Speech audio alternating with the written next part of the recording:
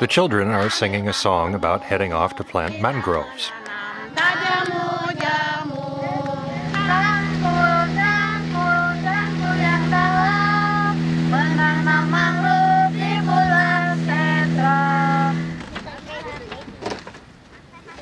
They have a day off school.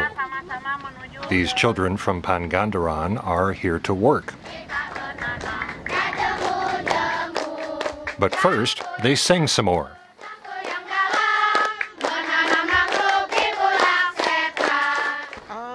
I love it. Singing puts you in such a good mood. When we get to work, the children and I will be full of energy and joy.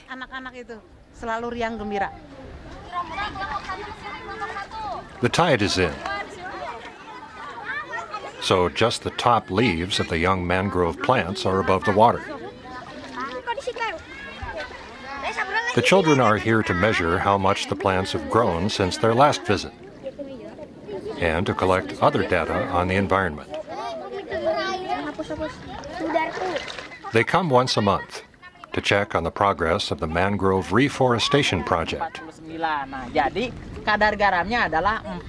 The old mangroves were destroyed by a tsunami in 2006. I want to do something for the environment. We live on the coast, and I feel it's our duty to get involved and to protect it. That is why I bring my children here, so that they learn at an early age to love nature and their surroundings. The project is organized by an NGO that promotes ecotourism called INDECON, and it's supervised by the United Nations World Tourism Organization. The German government has provided 1.2 million euros in funding for this and other projects in the region through its International Climate Initiative. Nearby, a mangrove nursery has been set up. 35,000 plants have been grown so far and planted in an area that had been stripped bare. The good thing about the mangroves we are growing is that they have lots of roots. They provide shelter for all kinds of animals: fish, crabs, and shrimp. The mangroves provide shelter so that they don't get eaten. Mangroves also protect human habitats. They can significantly reduce the impact of powerful waves. Tsunamis are an enduring threat here. Pangandaran is a beach resort just a few kilometers away. Once again, the town is able to live off tourism.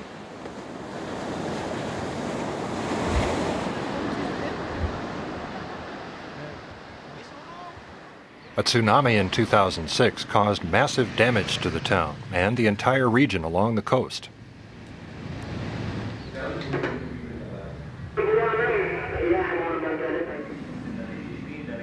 On the walls of the lifeguard's hut are photos of the aftermath. Almost 600 people were killed here.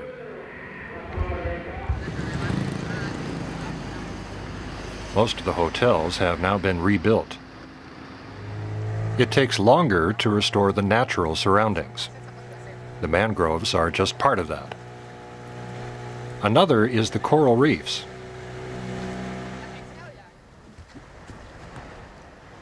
That 3-meter tsunami triggered by a major earthquake broke up the reefs and swept them away.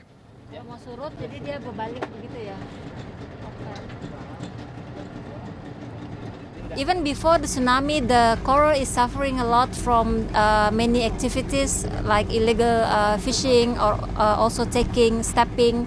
But after the tsunami, the situation is even worse. Our survey showed that the coverage at that time is only about 10% of the coral. But new reefs can be cultivated.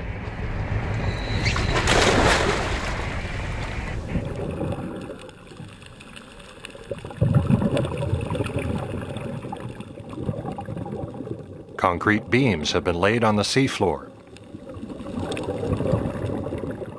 Transplants of coral are anchored in the small holes.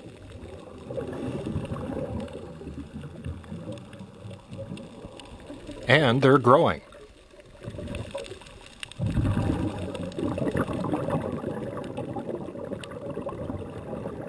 After 5 years or so, this is what they should look like. And where there is coral, there are fish. Fish stocks are recovering. The diver is pleased with what he found. He said that the coral grows very good as expected. Mostly they grow 1 to 2 centimeters in the last 5 months. So we are quite happy with that. When the fish stocks are restored, the fishermen benefit too.